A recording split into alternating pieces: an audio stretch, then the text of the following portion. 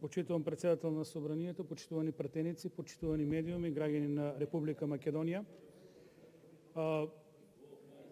Се двомав дали да се јавам за дискусија или веќе кога се јави колешката, се јави за реплика од една проста причина што не знам зашто Социјалдемократскиот сојуз троши време на оваа тема образование и наука.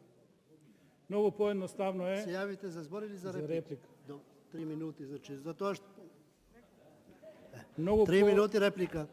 Многу поедноставно е да предложите еден член во Република Македонија, во високото образование, во науката, да не постојат рокови, да не постојат реизбори, да не постои критериуми за избори, да нема акредитација на студентски програми, кој како сака, кој како милува да си го тумачи законот, да си донесе одлуки и да си течат институциите, барем пошто ги пролонгирате, тоа да трае додека вие сте на власт. Тогаш воопшто нема потреба да трошиме време, ресурси на седници кои се свикуваат ден пред и да разговараме за нешто што е абсурдно. Едноставно го рушите високото образование, ја рушите науката во Република Македонија. Со тоа ги уривате темелите на кои треба да почива нашата држава и нормално да има развој во еден догледен среднорочен и долгорочен процес. Вие вака едноставно што правите?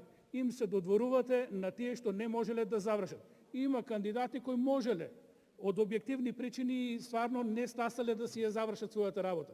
Меѓутоа има луѓе што се влечат на универзитетите, на институтите со години и ние само им го прологираме реизборот, односно тие луѓе не заслужуваат да бидат на тоа место. Сега, зашто не поднесовме амандмани? Многу едноставно, затоа што во исти кош ги ставате и тие што од објективни причини не можеле да завршат, меѓутоа има и луѓе кои едноставно го држат местото и тие треба да станат доктори, треба да станат научници.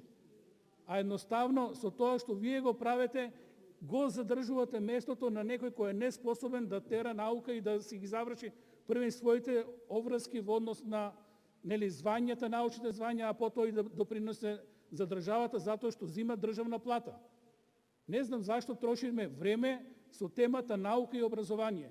И за заменик министерот, докаде е платата за високото образование? Кренавте плати на сите, високо образование требаше, нели? Синдикат, не знам што, едноставно не ви интересира науката и образованието. Тоа е тоа. Благодарам. Благодарам и вам. Контрареплика Бисера Стојчевска, Костадин.